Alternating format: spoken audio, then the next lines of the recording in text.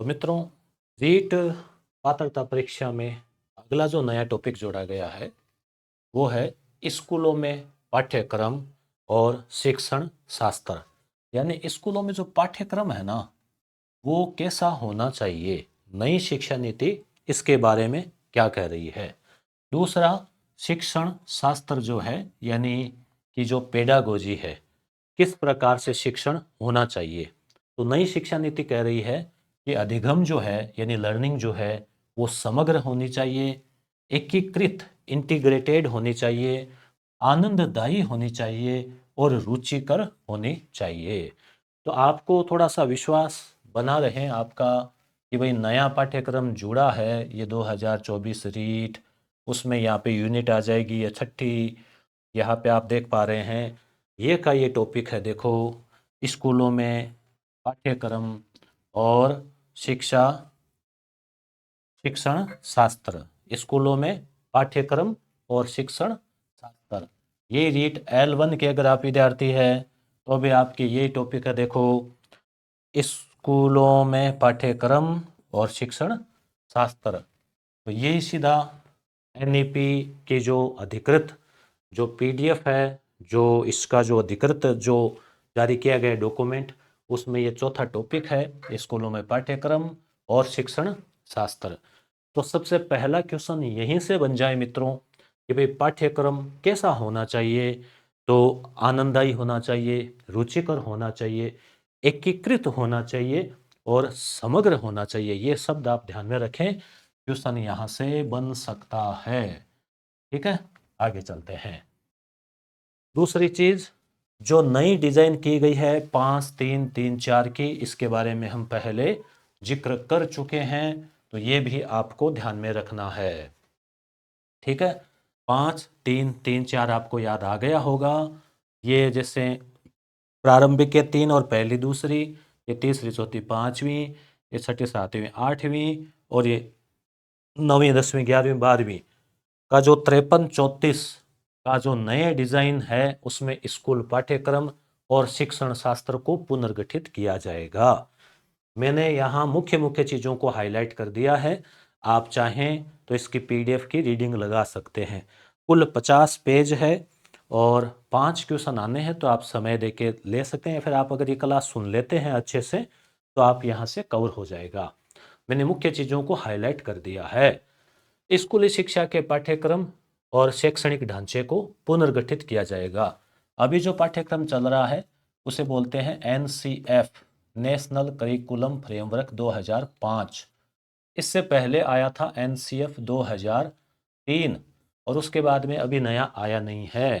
तो जो नया पाठ्यक्रम होगा और शैक्षणिक ढांचा है जो अभी 10+2 का है, उसको चेंज करके पुनर्गठित किया जाएगा। एक तो 3 से 8, 8 से 11 और 11 से 14 और 14 से 18, ये पड़ाव है। ठीक है, कि उम्र के विभिन्न पड़ाव, जैसे 14 से 18 का बालक होता है 9 से 12 में, तो ये आप पड़ाव समझ गए होंगे। 3 और 4 और 5 साल का बच्चा है, वो कच्ची पहली पक्की पहली यानी LKG UKG उसमें वो पढ़ेगा। और फिर 7 और 8 का पहली और दूसरे में।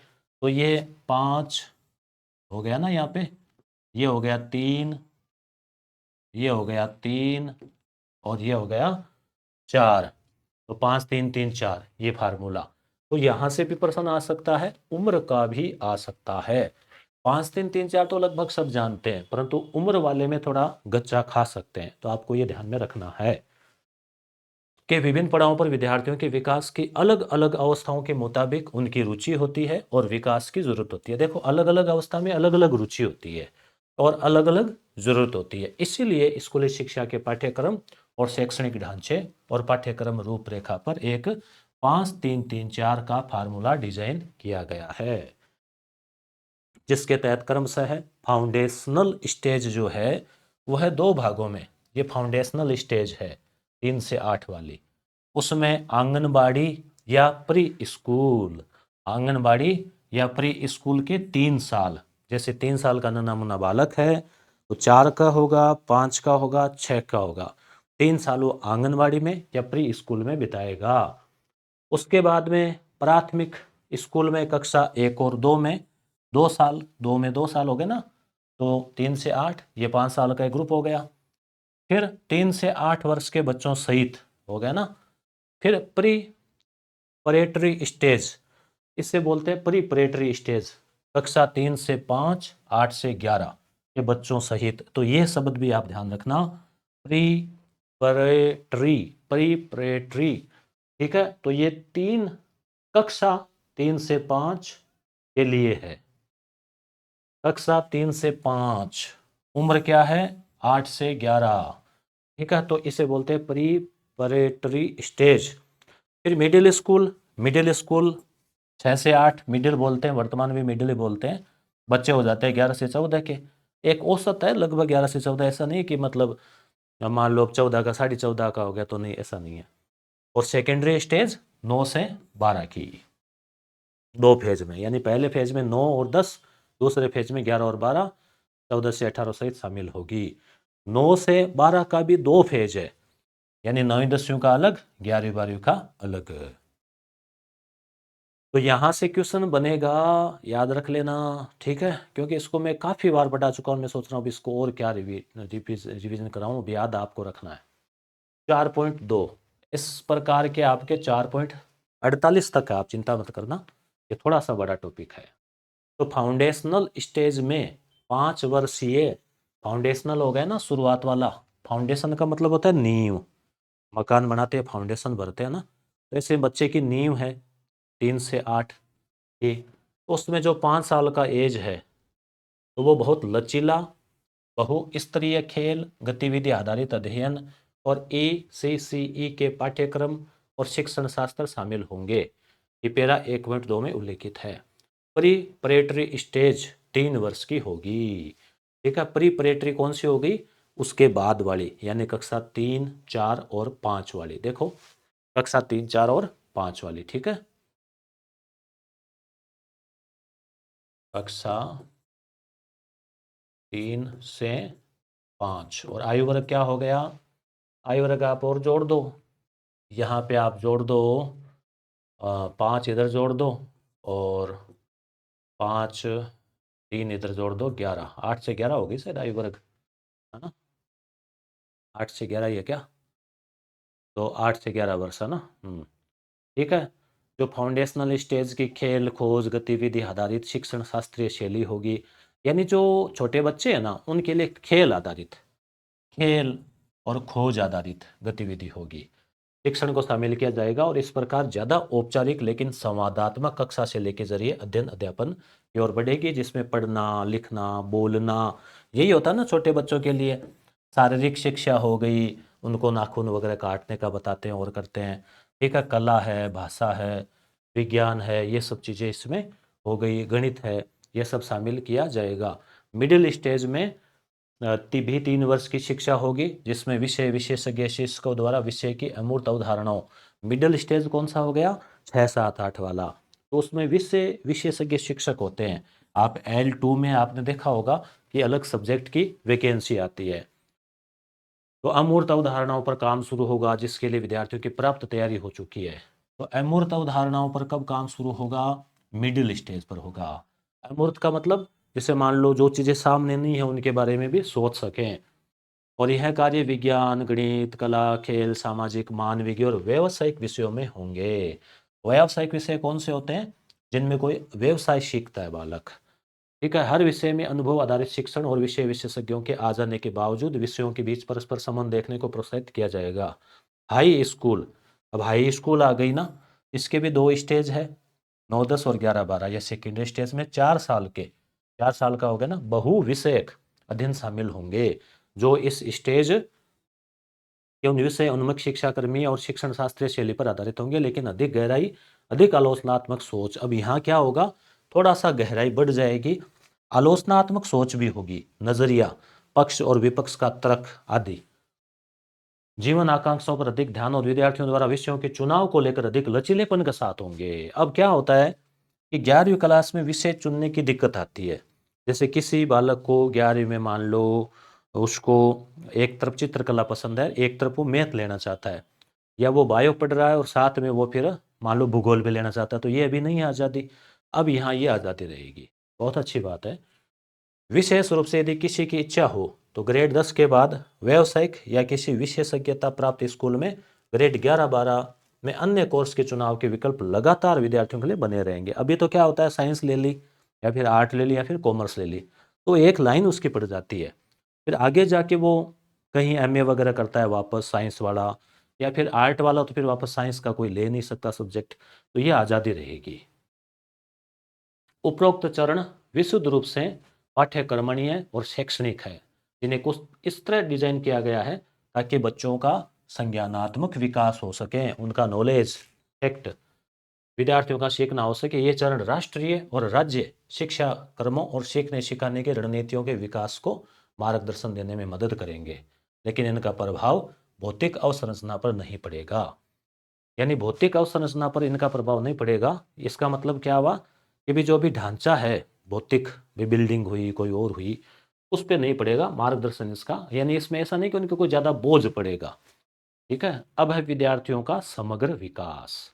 अभी पाठ्यक्रम में आ रहा है ना कि भी समग्र का मतलब क्या हो गया कि उनका भावनात्मक हो, उनका शारीरिक विकास हो, उनका नैतिक विकास हो, उनका आध्यात्मिक विकास हो, उनके पास ज्ञान भी हो। तो ये बहुआयामी समग्र यानी मल्टी लेवल। ठीक है। तो यहाँ पे क्या होगा, सभी स्तरों पर पाठ्यचर्या और शिक्षा विधि का समग्र केंद्र बिंदु शिक्षा प्रणाली को रटने की जो पुरानी प्रथा है ना, हालांकि इस रटने का तो नाम सब जगह ले रहे हैं कि रटने की प्रथा हटा रहे हैं, परंतु रटने की प्रथा जब तक परीक्षाएं होगी तब तक चलती रहेगी, परंतु कम किया जा सकता है। तो अलग वास्तविक समझ और ज्ञान की ओर ले जाना है कि भी उनको वास्तविक समझ विकसित हो, रटे नहीं, समझे समझे। शिक्षा का उद्देश्य केवल संज्ञानात्मक समझ नहीं है कि केवल ज्ञान दे दिया, इसका लेखक ये था, ये सन था, याद कर लो, रट लो, वो नहीं है, बल्कि चरित्र निर्माण है। और 21वीं शताब्दी के जो मुख्य कौशल है ना, उनसे सुसज्जित करना है। वास्तव में ज्ञान एक छुपा हुआ खजाना है और शिक्षा व्यक्ति की प्रतिभा के साथ इसे प्राप्त करने में मदद करती है। पाठ्यचर्या और शिक्षा विधि को इन लक्ष्यों की प्राप्ति के लिए पुनः तैयार किया जाएगा। पूर्व विद्यालय से उच्चतर शिक्षा, पूर्व विद्यालय हो गया ना आंगनबाड़ी 3 साल से, उच्चतर शिक्षा आगे कॉलेज तक की प्रत्येक स्तर में एकीकरण के लिए विभिन्न क्षेत्रों में विशिष्ट कौशल और मूल्यों की पहचान की जाएगी। शिक्षण और अधिगम प्रक्रिया में इन कौशल और मूल्यों को आत्मसात किया जा रहा है। यह सुनिश्चित करने के लिए पाठ्यचर्या ढांचा और संपर्क तंत्र विकसित किया जाएगा। एनसीईआरटी इन अपेक्षित कौशल की पहचान करेगा। तो ध्यान रखना, संस्था कौन सी है, कौशल विकसित करना, पाठ्यक्रम विकसित करना, केंद्रीय स्तर पे एनसीईआरटी और राज्य स्तर पे SIERT और राजस्थान में RSCERT जो कि उदयपुर में है और जो पाठ्यक्रम तय करती है। आरंभिक बाल्य अवस्था और स्कूल शिक्षा के लिए राष्ट्रीय पाठ्यचर्या ढांचे में उनके व्यवहार के लिए शामिल करेगा। तो यहां तक ऐसी कोई चीज नहीं है जो आपके समझ में नहीं आए, बस शब्दों को समझना है, थोड़ा सा याद भी करना है चीजों को। अगला है टॉपिक, इसी में है चौथे, अनिवार्य अधिगम यानी कि सीखा जाए और आलोचनात्मक चिंतन। चिंतन तो देखो हम करते हैं, आलोचनात्मक का मतलब हो गया कोई चीज है, जैसे मान लो लोकतंत्र है, तो आप पढ़ते हो ना किताबों में, कक्षा 9 में भी दे रखा है लोकतंत्र के गुण और दोष, है ना। तो हर चीज का हम सकारात्मक नकारात्मक नजरिया देखें और फिर जहां ज्यादा फायदा है हम उसको स्वीकार करें, यही होता है। तो चिंतन बढ़ाने के लिए पाठ्यक्रम की विषय वस्तु को कम करना, तो पाठ्यक्रम को कम करने पर फोकस है, क्योंकि बच्चों के ऊपर ज्यादा किताबें लाद दी जाती है, बस्ते का बोझ आ जाता है। वैसे 1993 में एक समिति बनी थी, प्रोफेसर यशपाल समिति, तो उस समय भी ये था, उसका भी टारगेट ये था बस्ते के बोझ को कम करना, पर तो बेचारे बच्चों के अभी भी वैसा ही बोझ है, नई नई किताबें जोड़ दी जाती है। तो पाठ्यक्रम की विषय वस्तु को कम करो, चिंतन को बढ़ाओ, ये कह रही है नीपी। ठीक है। आगे, तो पाठ्यक्रम की विषय वस्तु को प्रत्येक विषय में कम करके इसे बेहद बुनियादी चीजों पर केंद्रित किया जाएगा। जैसे ज्यादा फोकस कर दो ना, ज्यादा किताबों के बजाय कम रखो पर अच्छे से रखो, ताकि आलोचनात्मक चिंतन विकसित हो सके। अब आपके प्रश्न में आ गया किस प्रकार का चिंतन, आलोचनात्मक चिंतन और समग्र खोज आधारित, चर्चा आधारित, विश्लेषण आधारित अधिगम पर जरूरी ध्यान दिया जा सके। देखो शब्दों को पढ़ते हैं ना तो ऐसा लगता है कि नई शिक्षा नीति से एकदम सब कुछ बदल जाएगा। हालांकि सभी सभी शिक्षा नीतियों में एक आदर्श प्राप्ति की कोशिश होती है। आदर्श कभी प्राप्त नहीं होता, उसका हमेशा प्रयास किया जाता है। और निश्चित रूप से समय के साथ बदलाव भी जरूरी है। और 34 साल बाद नई शिक्षा नीति आई है तो जरूर कुछ ना कुछ तो अच्छा होगा ही। तो यह विषय वस्तु अब मुख्य अवधारणाओं, विचारों, अनुप्रयोगों और समस्या समाधान पर केंद्रित होगी। शिक्षण और सीखना अधिक संवादात्मक तरीके से संचालित होगा। बच्चा पूछ रहा है, गुरुजी उत्तर दे रहे हैं, सवाल पूछने को प्रोत्साहित किया जाएगा। ठीक है कि भाई पूछो ज्यादा से ज्यादा। और कक्षाओं में नियमित रूप से अधिक रुचिकर, रचनात्मक, सहयोगात्मक और खोजपूर्ण गतिविधियां होगी ताकि गहन और प्रायोगिक सीख सुनिश्चित की जा सके। अगला है प्रायोगिक अधिगम, प्रैक्टिकल। केवल थ्योरी थ्योरी नहीं, प्रैक्टिकल भी। ठीक है ना, प्रायोगिक कि भाई थ्योरी नहीं, प्रैक्टिकल भी करवाएंगे। तो सभी चरणों में प्रायोगिक आधारित अधिगम को अपनाया जाएगा, जिसमें अन्य चीजों के अलावा स्वयं करके सीखना और प्रत्येक विषय में कला और खेल को एकीकृत किया जाएगा। कहानी आधारित शिक्षण शास्त्र को प्रत्येक विषय में एक मानक शिक्षण शास्त्र के तौर पर देखा जाएगा। कहानी आधारित शिक्षण बहुत इंटरेस्टिंग होता है। साथ ही विभिन्न विषयों के बीच संबंधों की खोज को प्रोत्साहित किया जाएगा। वर्तमान अधिगम प्रतिमान लर्निंग आउटकम और वांछनीय अधिगम परिणामों के बीच खाई को देखो। वर्तमान में क्या है, अधिगम प्रतिमान, यानी अधिगम के मानक तो कर दिए बहुत ज्यादा, और वांछनीय अधिगम के परिणाम है वो आते हैं कम। तो उनके बीच में गैप हो गया, खाई हो गई। उसको पाटने के लिए कुछ विषयों में कक्षीय प्रक्रियाओं में परिवर्तन होंगे। जहां भी उचित होगा वहां इन्हें दक्षता आधारित अधिगम, दक्षता जानते हैं ना, स्किल, कौशल और शिक्षा की ओर उन्मुख किया जाएगा। आकलन के उपकरणों जिसमें सीखने के रूप में का के लिए आकलन शामिल है को नए वर्ग के हर विषय के अधिगम परिणामों, क्षमताओं, रुझानों के साथ भी संग्रहित किया जाएगा। तो कहने का मतलब है कि प्रायोगिक अधिगम होगा, प्रैक्टिकल, कहानी आधारित शिक्षण आदि पर फोकस किया जाएगा। चलो भाई बढ़िया बात है, और क्या चाहिए। कला समन्वय, आर्ट इंटीग्रेशन एक क्रॉस करिकुलम शैक्षणिक दृष्टिकोण है। क्रॉस करिकुलम, करिकुलम का मतलब पाठ्यक्रम, क्रॉस मतलब उसको पार करते हुए, जिसमें विविध विषयों की अवधारणाओं के अधिगम आधार के रूप में कला और संस्कृति के विभिन्न अवयवों का उपयोग किया जाता है। कला और संस्कृति, ये आपकी वहाँ की कल्चर क्या कह रही है। और अनुभव आधारित अधिगम पर विशेष बल दिए जाने के अंतर्गत कला संबंधित शिक्षण को कक्षा प्रक्रियाओं में स्थान दिया जाएगा।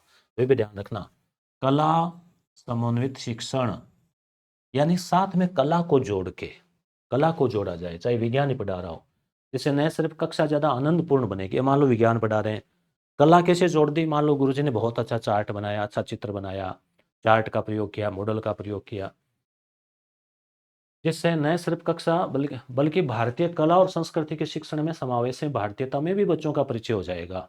इस अप्रोच से शिक्षा और संस्कृति के परस्पर संबंधों को भी मजबूती मिलेगी। तो ये भी थोड़ा सा ध्यान रखना, कला समन्वित शिक्षण, इसको भी हाईलाइट कर देते हैं। ठीक है, और ये हाईलाइट वाली पीडीएफ आपको कहाँ मिलेगी, अपना टेलीग्राम चैनल है उस पे मिल जाएगी हाईलाइट की हुई। फिर आप केवल हाईलाइट को यहाँ पर ना रिवीजन कर लेना। ठीक है, अगला पॉइंट क्या कह रहा है, 4.8, खेल समन्वय एक और क्रॉस करिकुलम शैक्षणिक दृष्टिकोण है। यानी कि पाठ्यक्रम है, पाठ्यक्रम यानी करिकुलम, उसको पढ़ाना है तो उसके थोड़ा सा इधर उधर हम जोड़ें कि एक तो हम कला को जोड़ें, संस्कृति को जोड़ें, और हम खेल को भी जोड़ें। बच्चों को खेल खेल में सिखाया जाए। अगर मान लो कोई चीज़ खेल ऐसा कुछ जोड़ के सिखाई जाए तो बच्चे आसानी से सीख लेते हैं। तो ये आपको ध्यान में रखना है, ये भी है। ठीक है ना, खेल भी, एक तो हो गया खेल और एक हो गया था कला। ठीक है ना, जिसके तहत स्थानीय खेलों सहित, अब स्थानीय खेल जैसे मतलब गिल्ली डंडा वगैरह हो गया, शारीरिक गतिविधियों का शिक्षण प्रक्रियाओं में उपयोग किया जाता है। ताकि परस्पर सहयोग, स्वतः पहल करना, स्वयं निर्देशित होकर कार्य करना, ये सब खेल के गुण होते हैं ना। स्व अनुशासन, टीम भावना, खेल में होते हैं ना जिम्मेदारी, नागरिकता जैसे कौशल विकसित करने में सहायक हो सकेंगे। खेल समन्वय अधिगम कक्षा के दौरान होगा, ताकि छात्रों को फिटनेस को एक आजीवन दृष्टिकोण के रूप में, फिटनेस पर भी फोकस किया जा रहा है भाई, फिटनेस, और फिट इंडिया मूवमेंट में परिकल्पित किए गए अनुसार फिटनेस के स्तर के साथ साथ संबंधित जीवन कौशल प्राप्त करने में मदद मिल सके। तो पाठ्यक्रम में खेल भी जोड़ा जाएगा, खेल आधारित शिक्षण होगा, और कला और संस्कृति आधारित शिक्षण होगा, तभी अधिगम प्रभावी होगा। आगे,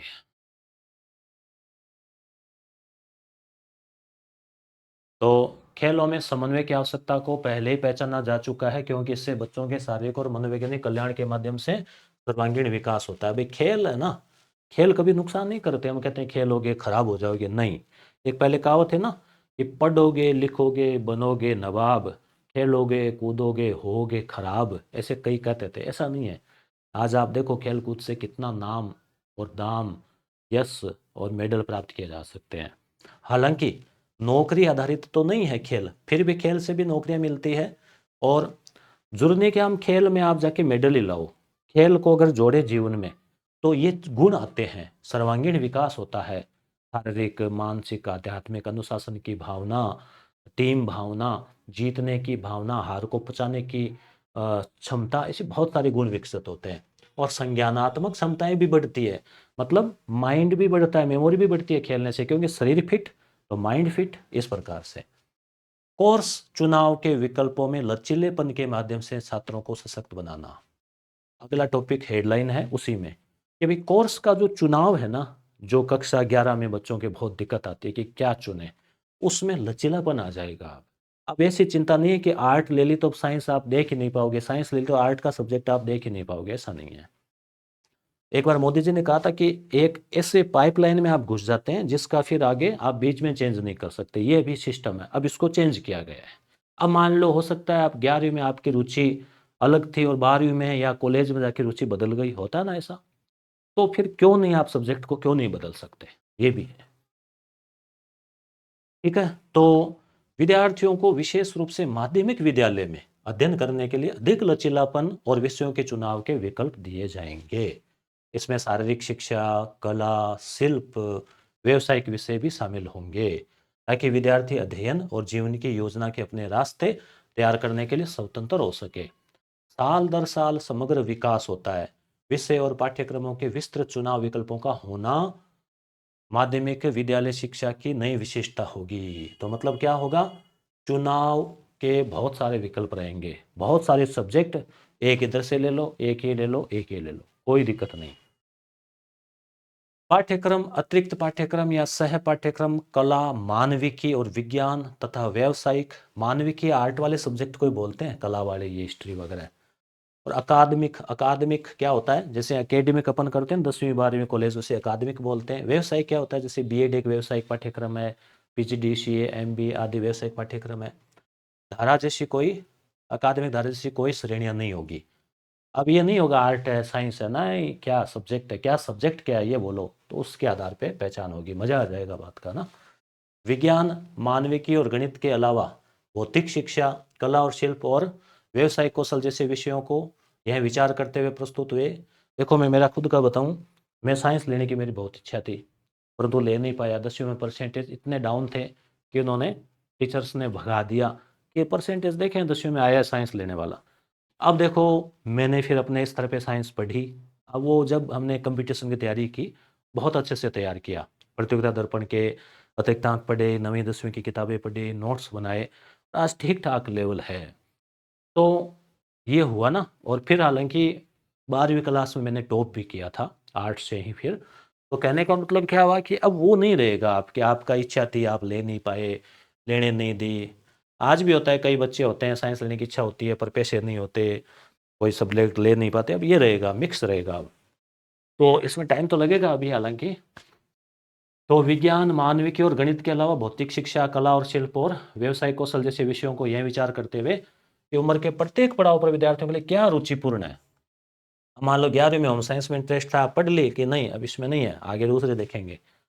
तो सुरक्षित और क्या नहीं स्कूल के पूरे पाठ्यक्रम में शामिल किया जाएगा। ठीक है, तो क्या रहेगा, लचीलापन रहेगा। अगला टॉपिक क्या कह रहा है, स्कूली शिक्षा के 4 चरणों में, चरण याद ना, 53, 34 के प्रत्येक विभिन्न क्षेत्रों में जो संभव उनके अनुसार एक सेमेस्टर या अन्य प्रणाली की ओर बढ़ने पर विचार कर सकता है, जो छोटे मॉड्यूल को शामिल करने की अनुमति देता है, या ऐसे कोर्स जिनमें वैकल्पिक दिनों पर शिक्षण होता है, ताकि अधिक विषयों का एक्सपोजर मिले और अधिक लचीलेपन को सुनिश्चित किया जा सके। राज्यों को कला, विज्ञान, मानविकी, भाषा, खेल आदि विषयों के अधिक से अधिक लचीलेपन और आनंद को, यही बात है, वही बात है। ठीक है, अगला है बहुभाषावाद और भाषा की शक्ति। अब सामान्यतः है, क्या पढ़ते हैं अभी, तो यही है, त्रिभाषा है, त्रिभाषा वाला फार्मूला वैसे अच्छा है भाई। त्रिभाषा का मतलब 3 भाषा आपको लेनी होती है। बच्चा एक तो हिंदी पढ़ता है सामान्यतः, एक अंग्रेजी पढ़ता है, और पहले तो अंग्रेजी 6ठी क्लास से आती थी, आजकल तो पहले आ गई, और एक संस्कृत पढ़ता है। संस्कृत शायद अभी भी 6ठी से ही है। 3 पढ़ता है, संस्कृत नहीं लेता वो उर्दू ले लेता है, या फिर कहीं पंजाबी, अलग अलग राज्यों में गुजराती, ऐसे त्रिभाषा है।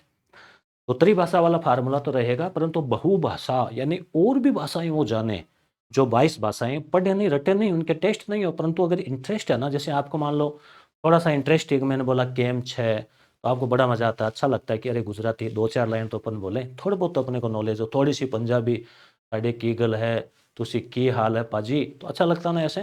तो ऐसे मान लो अगर कोई बालक थोड़ी सी पंजाबी सीखना चाहे मान लो, तो वो सीख सकता है, भाषा सीख सकता है। ये नहीं कि टेस्ट होगा और उसका पेपर होगा, और व्यक्ति डरता कब है, पेपर से डरता है, कि आपका टेस्ट होगा, सीखनी पड़ेगी, तब वो सीखता नहीं, इंटरेस्ट से सीख लेता है। तो यहाँ देखो ये चीज़ है कि छोटे बच्चे अपने घर की भाषा ना, मातृभाषा, मदर टंग, जो माँ बोलती है या घर में बोलते हैं, में सार्थक उदाहरणों को अधिक तेजी से सीखते हैं। अब मान लो एक तो किसी बच्चे को मारवाड़ी में समझाएं आप अच्छे से कोई चीज़, पंचायती राज हो, चाहे ब्रह्मांड का हो, चाहे विज्ञान का कोई हो, एक आप उसको हिंदी या फिर अंग्रेजी में समझाओगे, तो सरल कौन सा रहेगा, मारवाड़ी वाला, या जो उसकी मारवाड़ी हो, चाहे जो उसकी मातृभाषा हो। तो घर की भाषा आमतौर पर मातृभाषा या स्थानीय समुदायों द्वारा बोली जाने वाली भाषा है, इसमें तो पढ़ने का आनंद ही अलग है। अब मारवाड़ी में अगर आपको समझाया जाए तो मज़ा ही आ जाता है। तो अब छोटे बच्चों का तो आप सोचो कहना ही क्या। हालांकि कई बार बहुभाषी परिवारों में परिवार के अन्य सदस्यों द्वारा बोली जाने वाली एक घरेलू भाषा हो सकती है, जो कभी कभी मातृभाषा स्थानीय भाषा से भिन्न हो सकती है। जहाँ तक संभव कम से कम ग्रेड 5 तक, ये याद रखना है।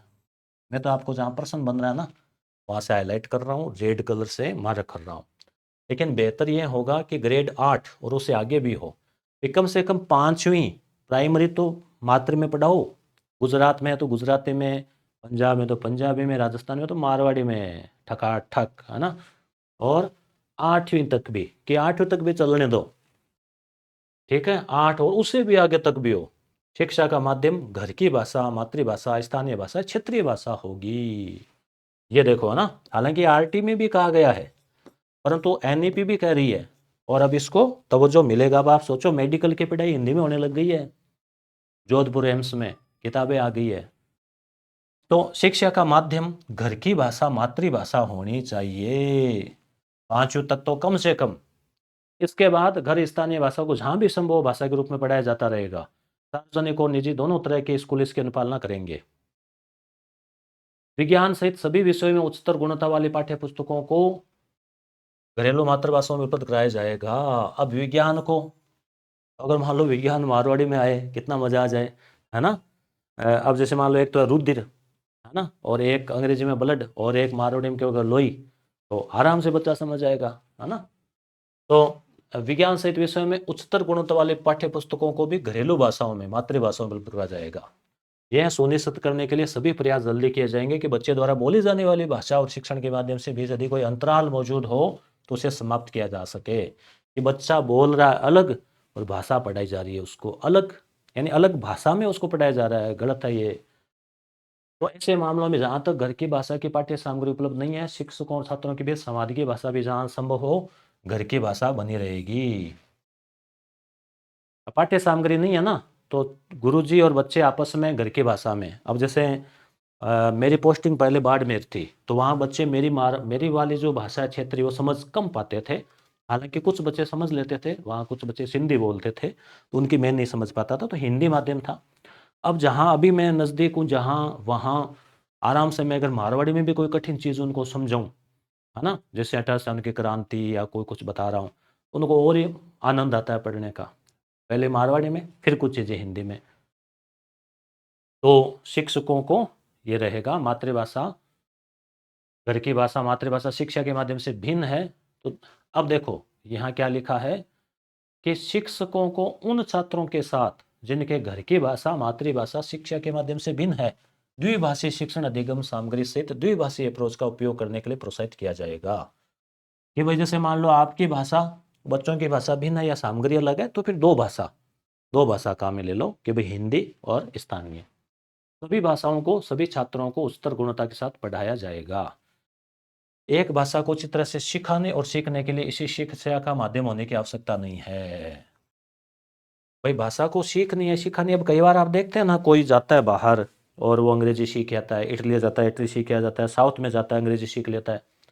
तो इसके लिए वो मतलब सिखाने माध्यम होने की आवश्यकता नहीं है कि आप इंग्लिश मीडियम पढ़ के इंग्लिश सीखोगे। नहीं भाई, अपने साथ में बहुत सारे गुरुजी है, अपने एप्लीकेशन पे जो इंग्लिश पढ़ा रहे हैं वो हिंदी मीडियम पढ़े हुए हैं और इंग्लिश में सेकेंड रैंक आई है। पहले साइंस के थे, फिजिक्स से थे एमएससी और इंग्लिश से एमए की और इंटरेस्ट था, तो इसलिए। और बहुत सारे ऐसे लोग जो इंग्लिश मीडियम में पढ़े हुए हैं फिर भी इंग्लिश नहीं बोल पाते, हिंदी मीडियम में पढ़े हुए हैं फिर भी हिंदी पूरी थोड़ी आती है, ग्रामर थोड़ी आती है। तो इसलिए जो है माध्यम होना कोई जरूरी नहीं है। मेन बात क्या है, लोकल मदर टंग मातृभाषा पे फोकस किया जाएगा। अगला पॉइंट क्या कह रहा है, वो यह भाषा संबंधी है कि जैसा कि अनुसंधान बताते हैं कि बच्चे 2 और 8 वर्ष की आयु के बीच, 2 साल से देखिए 8 साल के बीच बहुत जल्दी भाषा सीखते हैं। अब यहाँ से क्वेश्चन आ सकता है, ठीक है, 2 से 8 के बीच। और बहुभाषिकता से इस उम्र के विद्यार्थियों को बहुत अधिक संज्ञानात्मक लाभ होगा। छोटे बच्चों को अगर थोड़ी सी भाषा ज़्यादा सिखाई जाए ना तो जल्दी सीखेंगे।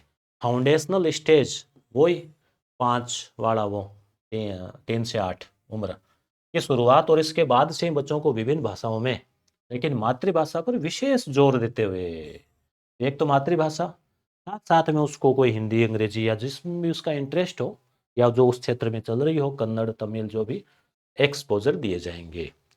सभी भाषाओं को एक मनोरंजक और संवादात्मक शैली में पढ़ाया जाएगा जिसमें बहुत सारी संवादात्मक बातचीत होगी। संवाद होते हैं ना, रमेश ने कहा कि गुड मॉर्निंग, फिर जवाब आया मोनिका, गुड मॉर्निंग रमेश कैसे हो, ऐसे आते हैं ना किताबों में, ऐसे संवाद, वो डायलॉग। और शुरुआती वर्षों में पढ़ने और बाद में मातृभाषा में लिखने के साथ ग्रेड 3 का मतलब तीसरी कक्षा ही हो गई यहाँ तो, और तो क्या है, आगे की कक्षाओं में अन्य भाषाओं में पढ़ने और लिखने के लिए कौशल विकसित किए जाएंगे। केंद्र और राज्य दोनों सरकारी की ओर से देश भर की सभी क्षेत्रीय भाषाओं और विशेष रूप से संविधान की 8वीं अनुसूची में वर्णित सभी भाषाओं, अपनी जो संविधान है ना उसमें 12 अनुसूचियां हैं, इसमें 8वीं अनुसूची अलग से दे रखी है भाषा के बारे में, जिसमें 22 भाषाएं जो है वो दी हुई है। बड़ी संख्या में भाषा शिक्षकों में निवेश का एक बढ़िया प्रयास होगा। यानी भाषा शिक्षक जो है उनमें निवेश मतलब भाषा शिक्षकों की बड़ी भर्तियां आएगी, ठीक है, उन अलग अलग भाषाओं के हिसाब से, संस्कृत, हिंदी, अंग्रेजी, तमिल, तेलुगु, पंजाबी ऐसे। और राज्य विशेष रूप से भारत के विभिन्न क्षेत्रों के राज्य अपने अपने राज्यों में त्रिभाषा फार्मूले को अपनाने के लिए, तो त्रिभाषा का मतलब 3 भाषाएं, 3 भाषाएं कौन कौन सी, जैसे एक तो हो गई हिंदी, एक हो गई इंग्लिश, एक हो गई संस्कृत। सामान्यतः ये होती है, संस्कृत की जगह कई उर्दू लेते हैं या फिर अलग अलग क्षेत्रों में अलग अलग। अपने राजस्थान में मुख्यतः ये चलती है क्योंकि अपने राजस्थानी भाषा वो अभी तक संविधान की अनुसूची में है नहीं, इसलिए उसमें किताबें भी आती नहीं ऑथेंटिक रूप से। बाकी गुजरात में आप जाओगे तो बच्चे गुजराती में ही छपी हुई किताबें मिलेगी आपको। साथ ही देश भर में भारतीय भाषाओं के अध्ययन को प्रोत्साहित करने के लिए बड़ी संख्या में शिक्षकों को नियुक्त करने के लिए आपस में द्विपक्षीय समझौते कर सकते हैं। विभिन्न भाषाओं को सीखने के लिए और भाषा शिक्षण को लोकप्रिय बनाने के लिए तकनीक का वृहद उपयोग किया जाएगा। देखो तकनीक से तो सीखते ही है ना। एक टाइम था जब डिक्शनरी लिया हाथ में घूमते थे। मैंने खुद ने एक इतनी मोटी डिक्शनरी ली थी थोड़ा अंग्रेजी के लिए। अब क्या है, अब मोबाइल में गूगल पे लिख लो, या फिर अब तो इतना आ गया है कि आप पढ़ रहे हैं इंग्लिश में और इस मीनिंग का मान लो समझ में नहीं आया तो दबा के रखो, इतने में वो खुल जाएगा उसका हिंदी अर्थ। तो तकनीक आ गई है, एप्लीकेशन आ गए, यूट्यूब और टेक्नोलॉजी जो भी एआई, तो चैट बोट, चैट जीपीटी, तो इनकी मदद ली जाएगी। ठीक है, तो त्रिभाषा 2 से 8।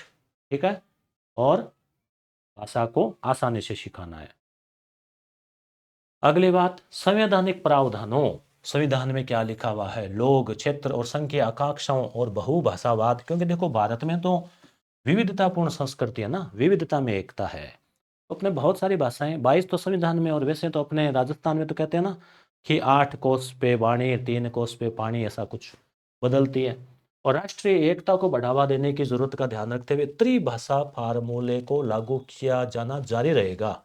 ध्यान रखना, 3 भाषाएं। 3 भाषा का मतलब एक राष्ट्रीय स्तर पे हिंदी तो होनी चाहिए, एक अंग्रेजी होनी चाहिए, क्योंकि मान लो यहाँ से अपन साउथ में गए, उससे फिर कैसे बात करेंगे, उसको भी आ रही है, अपने को भी आ रही है। उसके अलावा एक तीसरी भाषा, वो अपनी भाषा को भी तो बढ़ावा देगा ना, अपने क्षेत्र की भाषा। पंजाब वाला पंजाबी पढ़ना चाहेगा, तो वहाँ एक तीसरी भाषा वो ले ले, तो ऐसा। हालांकि 3 भाषा के इस फार्मूले में काफी लचीलापन रखा जाएगा, और किसी भी राज्य पर कोई भाषा थोपी नहीं जाएगी कि उसको ये लेनी ही पड़ेगी, नहीं। बच्चों द्वारा सीखी जाने वाली 3 भाषाओं के विकल्प राज्य, क्षेत्र और छात्रों के स्वयं के होंगे, जिनमें से कम 3 में से 2 भाषाएं भारतीय भाषाएं हो। 3 भाषा लेगा ना, तो 2 भारतीय भाषा हो। जो भारतीय भाषा का मतलब क्या होगा, या तो अनुसूची में शामिल हो, वो ही होना चाहिए, या फिर जो है वो राष्ट्रीय स्तर पे बोली जाती हो। विशेष रूप से जो छात्र 3 में से 1 या अधिक भाषाओं को बदलना चाहते हैं, वैसा ऐसा ग्रेड 6 और 7 में कर सकते हैं। लेकिन ऐसा करने के लिए उन्हें 3 भाषा में, जिसमें से एक भारतीय भाषा को उसके साहित्य के स्तर पर अध्ययन करना शामिल है, माध्यमिक कक्षाओं के अंत तक बुनियादी दक्षता हासिल करके दिखाना होगा। तो यहाँ क्या रहेगा, जैसे अभी भी है ना कि आपको माध्यमिक शिक्षा यानी 12वीं होती है, तो आपको हिंदी और अंग्रेजी में पास होना पड़ता है। तो यहाँ पर भी ये रहेगा कि भाई वो भाषा बदल सकते हैं 6ठी 7वीं में, लेकिन 3 भाषा में से एक भारतीय भाषा को उसके साहित्य के स्तर पर अध्ययन करना होगा।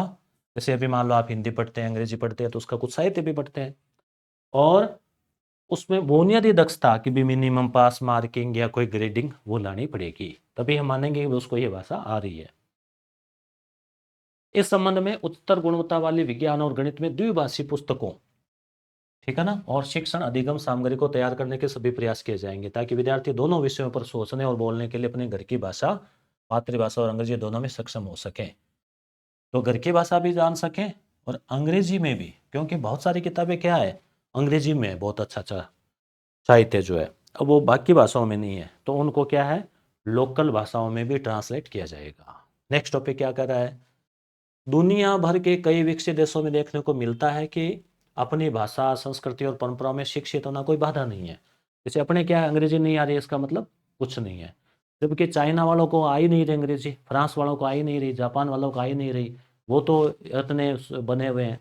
तो कहने का मतलब कि अपनी भाषा में, अगर अब मान लो मारवाड़ी कोई बुरी चीज़ थोड़ी है, मारवाड़ी बोल रहे हैं या आप गुजराती बोल रहे हैं, तो इस हिसाब से ये बात कही रही है कि आप अपनी भाषा में भी विकास कर सकते हैं अगर साहित्य उपलब्ध हो तो। बल्कि वास्तव में शैक्षिक, सामाजिक और तकनीकी प्रगति के लिए इसका बहुत बड़ा लाभ होता है। लोकल भाषा में ज़्यादा तेज़ी से सीखा जाता है। आप कंफर्ट कब होते हैं, आराम से प्रेम से किसी से बात करेंगे, अपने मन की बात करेंगे, तो तब आप अपनी लोकल भाषा में बात करना चाहेंगे ना। भारत की भाषाएं दुनिया में सबसे समृद्ध, सबसे वैज्ञानिक, सबसे सुंदर और सबसे अधिक अभिव्यंजक भाषा में है। अब अंग्रेजी में तो 26 अक्षर है, हिंदी में तो 44 और पता नहीं कितने हैं। अंग्रेजी में कभी शी का कैर, कभी शी का सैर, कभी शी का चै। अपने यहाँ ऐसा नहीं है, अपने हिंदी में जो अक्षर है वो उसका वैसा ही उच्चारण है। तो जिसमें प्राचीन और आधुनिक साहित्य है, विशाल भंडार है अपने पास। इस भाषा में लिखी गई फिल्म, संगीत और साहित्य भारत की राष्ट्रीय पहचान और धरोहर है। भारत की हिंदी फिल्मों के गाने, भारत की फिल्में रूस, अमेरिका, जापान, कनाडा, कोरिया सब जगह देखी जाती है। लोग दीवाने हैं, जानते हैं। अपने सांस्कृतिक और राष्ट्रीय एकीकरण की दृष्टि से सभी युवा भारतीयों को अपने देश की भाषाओं के विशाल और समृद्ध भंडार उसके साहित्य के खजाने के बारे में जागरूक होना चाहिए। अपने आप को कम नहीं समझना है, हम नहीं है कम, ठीक है ना। इस प्रकार देश में प्रत्येक विद्यार्थी पढ़ाई के दौरान द लैंग्वेजेज ऑफ इंडिया पर एक मज़ेदार प्रोजेक्ट, लैंग्वेजेज ऑफ इंडिया यानी भारत की भाषाएं, इस पर एक मज़ेदार प्रोजेक्ट गतिविधि में भाग लेगा बच्चा पढ़ाई के दौरान, ऐसा उनको होगा। यानी उनको भारत की विभिन्न भाषाओं की जानकारी दी जाएगी थोड़ी थोड़ी। और उदाहरण के लिए ग्रेड 6 से 8 में ऐसा हो सकता है कि एक भारत श्रेष्ठ भारत, ऐसा। इस प्रोजेक्ट गतिविधि में छात्र अधिकांश रूप से प्रमुख भारतीय भाषाओं की उल्लेखनीय एकता के बारे में जानेंगे, भाषाओं को समझेंगे, आदिवासियों की भाषाएं, अन्य लोगों की शब्दावली, अन्य लोगों के शास्त्र, इन सब को समझेंगे और एकता महसूस करेंगे। और इसमें किसी प्रकार का मूल्यांकन नहीं होगा कि भाई टेस्ट होगा और उसमें पास आना जरूरी है, फेल हो जाओगे, वो डर नहीं है। तो इसमें क्या आनंद आएगा कि भाई अपने को तो केवल समझनी है, अच्छा तमिल में ऐसे बोलते हैं, अच्छा हाँ ये लोग को राम राम करना है, नमस्ते करना है, अच्छा तेलुगु में ऐसे बोलते हैं, तो ये बड़ा इंटरेस्टिंग होता है थोड़ा थोड़ा ऐसे। अगला क्या है, भारत की शास्त्रीय भाषाओं और साहित्य के महत्व, प्रासंगिकता और सुंदरता को भी नजरअंदाज नहीं किया जाएगा। अपनी जो संस्कृत भाषा है ना, ये संविधान की 8वीं अनुसूची में है, महत्वपूर्ण आधुनिक भाषा है, पुराना इसका साहित्य है, इसका जो व्याकरण है वो इतनी वैज्ञानिक है कि आज से 2500 साल पहले जो व्याकरण विकसित की आज भी चल रही है, पाणिनि के अष्टाध्यायी, पतंजलि में योग, उनमें तो लैटिन और ग्रीक साहित्य को भी मिला देना, उससे भी ज़्यादा अपना विस्तृत है, इसलिए संस्कृत को भी भूलेंगे नहीं। ये कहा है इसमें कि संस्कृत को भी याद रखा जाएगा, उसको भी त्रिभाषा के मुख्य धारा में विकल्प के साथ उसको प्रस्तुत किया जाएगा, ठीक है। अगला टॉपिक क्या कर रहा है, इसी के साथ अपनी जो अन्य भाषाएं हैं क्षेत्रीय, तमिल, तेलुगु, कन्नड़, मलयालम, ओडिशा, पाली, फारसी, प्राकृत, इनके साहित्य को भी समृद्ध किया जाएगा। ऐसा नहीं कि एक बच्चे के से सारे पढ़वाएंगे, ऐसा नहीं है, अलग अलग एरिया वाइज। अब मान लो केरल है तो मलयालम है, कन्नड़ है, तेलुगु है, तमिलनाडु में, तो अपने अपने क्षेत्र के अनुसार उनका साहित्य भी जो है समृद्ध किया जाएगा। अगला है कि भाषाओं का समृद्धि जो है ना ये हो, और कम से कम भारत के शास्त्रीय भाषाओं से जुड़े साहित्य को कम से कम 2 साल तक सीखने का विकल्प रहेगा। यहाँ क्या लिखा है कि देश के बच्चों के संवर्धन के लिए और समृद्ध भाषाओं के कलात्मक खजाने के संरक्षण के लिए सार्वजनिक या निजी स्कूलों में सभी विद्यार्थियों के पास भारत के शास्त्रीय भाषाओं और उनसे जुड़े साहित्य को कम से कम 2 साल सीखने का विकल्प रहेगा। कि भाई वो 2 साल कोई एक भाषा में पारंगत हो सकता है। अनुभवात्मक और नवीन विधियों जिसमें प्रौद्योगिकी के एकीकरण भी शामिल होंगे। मुझे लगता है वो ऐसा कर सकते हैं कि भाई छठी सातवीं में भाषा बदल ली, फिर 11वीं में जाके एक भाषा ले ली, तो 11वीं 12वीं 2 में उसको रखनी होगी, तो 2 साल उसने उस भाषा को पढ़ लिया।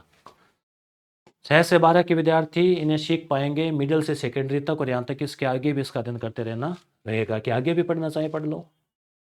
अगला क्या कर रहा है टॉपिक, भारतीय भाषाओं और अंग्रेजी में उच्चतर गुणवत्ता वाले कोर्स के अलावा विदेशी भाषाएं, भी भारतीय भाषाएं हो गई, अंग्रेजी हो गई, इसके अलावा कोई विदेशी सीखना चाहता है तो वो भी, जैसे मान लो जापानी, फ्रेंच वगैरह, तो उसके लिए भी क्या है, अध्ययन के लिए सुविधा उपलब्ध करवाई जाएगी, ताकि विश्व संस्कृति को भी विद्यार्थी जान सकें। सभी भाषाओं के शिक्षण को नवीन और अनुभवात्मक वीडियो के माध्यम से समृद्ध किया जाएगा। जैसे मान लो फिल्म है, थिएटर है, कथा वाचन है, काव्य है, संगीत है, इसे जोड़ के इंटरेस्टिंग तरीके से भाषा पढ़ाई जाएगी। पर यह नहीं कि एक ही बच्चे को सारी पढ़ाई जाएगी, ऐसा नहीं है, ऑप्शन रहेंगे, विकल्प रहेंगे। भारतीय साइन लैंग्वेज होते हैं ना, सांकेतिक चिन्ह, ताकि जो बधिर है और उनको भी समझ सके, उसको भी विकसित किया जाएगा। अगला है इसमें फिर अनिवार्य विषयों, कौशलों और क्षमताओं का शिक्षाक्रमीय एकीकरण। अनिवार्य विषय, ठीक है, अनिवार्य विषय क्या हो सकते हैं, वही जैसे जो गणित विज्ञान वगैरह होते हैं। और कौशल और क्षमताओं का शिक्षाक्रमीय एकीकरण, यहाँ पे हालांकि विद्यार्थियों को अपने व्यक्तिगत पाठ्यक्रम को चुनने में बड़ी मात्रा में लचीले विकल्प मिलने चाहिए, लेकिन आज के तेजी से बदलती दुनिया में सभी विद्यार्थियों को एक अच्छे, सफल, अभिनव, अनुकूलनीय और उत्पादक व्यक्ति बनने के लिए कुछ विषयों, कौशलों, क्षमताओं को सीखना भी जरूरी है। भाषाओं में परिणमता के अलावा इन कौशलों में शामिल है वैज्ञानिक स्वभाव, साक्ष्य आधारित सोच, यानी भाषा आपकी अच्छी हो पर तो साथ ही साथ वैज्ञानिक सोच हो, रचनात्मकता हो, नवीनता हो, सौंदर्य शास्त्र हो, कला की भावना हो, मौखिक लिखित अभिव्यक्ति हो, स्वास्थ्य हो, शारीरिक शिक्षा, फिटनेस, स्वास्थ्य, खेल, ये सारी चीज़ें हैं, मतलब ये सब चीज़ें भी होनी चाहिए। नैतिकता है और है पर्यावरण है, मौलिक कर्तव्य है, इन सब की जानकारी, मूल्यों की जानकारी, भारत का ज्ञान, ये चीज़ें भी होनी चाहिए। तो आने वाली चीज़ों में पाठ्यक्रम इन्हीं चीज़ों से बनेगा। सिलेबस में ये चीज़ें होने वाली है। एआई वगैरह, एआई तो तीसरी कक्षा से सिखाया जाएगा, एआई क्या होता है, ठीक है ना। प्रासंगिक चरणों में समसामयिक विषय जैसे आर्टिफिशियल इंटेलिजेंस, एआई, ठीक है, design, AI, design thinking, holistic health, organic living, यानी कि किस प्रकार से हम प्राकृतिक जीवन जीवें, केमिकल हो गए सब जगह, ठीक है। पर्यावरण शिक्षा, वैश्विक नागरिकता, ऐसी चीज़ें भी कोर्स में शामिल की जाएगी।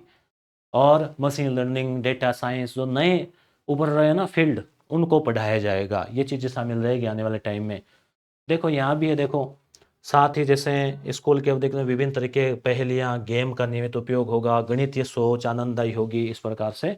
और इसको कोडिंग संबंधी गतिविधियाँ, मिडिल स्कूल स्तर पर कोडिंग जानते हो ना, कोडिंग, कोडिंग मतलब कंप्यूटर पे एप्लीकेशन बनाना वगैरह, उसके लिए वो भाषाएं होती हैं ना, C++ वगैरह, और उनका भी ज्ञान दिया जाएगा। इतने दिन तो कम था, अब ज़्यादा होगा। प्रत्येक विद्यार्थी ग्रेड 6 और 8 के दौरान, यानी 6ठी 7वीं 8वीं के दौरान राज्य और स्थानीय समुदाय द्वारा तय किए गए स्थानीय कुशल आवश्यकताओं के द्वारा मैपिंग के अनुसार एक आनंददायी कोर्स करेगा। एक कोर्स और होगा, जैसे व्यवसायिक शिल्प है, कोई बढ़ाईगिरी है, बिजली का काम है, धातु का काम है, बागवानी है, मिट्टी के बर्तन है, तो ऐसे काम को भी बच्चा सीख पाएगा। ताकि मान लो उसका इंटरेस्ट है, अब घर में मान लो कारपेंटर का काम है, बढ़ई या सुथार बोलते हैं राजस्थानी में। अब बच्चा मान लो वो काम सीखना चाह रहा है, पढ़ भी रहा है, 6ठी से 8वीं में कह दिया तुम्हारे कोर्स में भी है, तो कितना आनंद आ जाए। घर के काम में भी काम कर रहा है, मदद कर रहा है, काम भी सीख रहा है, पिताजी से जो मिला पूछते नहीं, और पढ़ाई भी हो रही है। और उसमें चाहे तो उसमें कैरियर बना सकता है, नहीं तो अपना दूसरा बना सकता है। तो इस प्रकार से ये भी रहेगा। और कक्षा 6 से 8 में पढ़ने के दौरान यहाँ से एक क्वेश्चन आ सकता है, 6 से 8 पढ़ने के दौरान विद्यार्थियों को एक 10 दिन का एक रहेगा उनका कैंप टाइप से, बस्ता रहित पीरियड रहेगा, जिसमें वो भाग लेंगे। और लोकल एरिया में, जैसे मान लो उस गांव में कोई कारखाना चल रहा है, कोई काम चल रहा है, कोई विशेषज्ञ है, हर काम के जानकार तो होते हैं ना, मिस्त्री होता है और होता है, तो बढ़ई, माली, कुम्हार, कलाकार आदि के साथ उसको ले जाया जाएगा प्रशिक्षु के रूप में। और ऑनलाइन माध्यम से भी कई व्यवसाय कोर्स उपलब्ध करवाए जाएंगे। स्थानीय कलाकारों, शिल्पकारों से मिलने का मौका दिया जाएगा। यह सब रहेगा। और भारत का ज्ञान में, अब भारत का ज्ञान भी एक रहेगा टॉपिक, पाठ्यक्रम में हो सकता है भारत का ज्ञान। उसमें प्राचीन भारत है, उसकी जानकारी है, प्राचीन काल में अपने बड़े बड़े विद्वान थे, आर्यभट्ट और सुश्रुत और वगैरह, उन सब का ज्ञान। अपने आदिवासी क्षेत्रों में भी बहुत सारा ज्ञान होता है। स्वास्थ्य, दादी माँ के नुस्खे होते हैं ना स्वास्थ्य के संबंध में, परंपराएं हैं, गणित, खगोल विज्ञान, फसल, ऑर्गेनिक, प्राकृतिक खेती, विशिष्ट पाठ्यक्रम ऐसे भी रहेंगे। एक नैतिकता भी रहेगी, कम उम्र में ही सही को जानना, सही को करना भी, सही क्या है, नैतिकता, नैतिक निर्णय लेना, तार्किक ढंग से सोचना।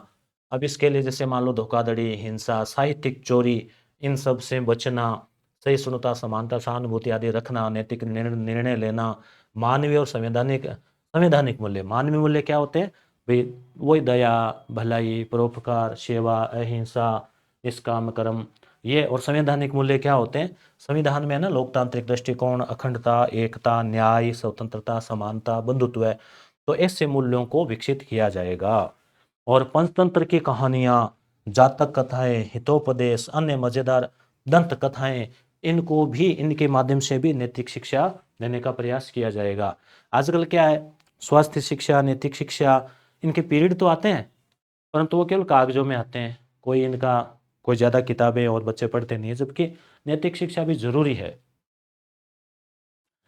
तो ये सब इसमें रहेगा। भारतीय संविधान के अंश भी सभी छात्रों के लिए पढ़ना आवश्यक माना जाएगा। संविधान की मूल बातें, अधिकार, कर्तव्य आदि चीज़ें, प्रस्तावना, साथ ही जो खराब चीज़ें हैं उनको, इनके विपरीत प्रभाव क्या हो सकते हैं, वो भी नैतिक शिक्षा में सिखाए जाएंगे।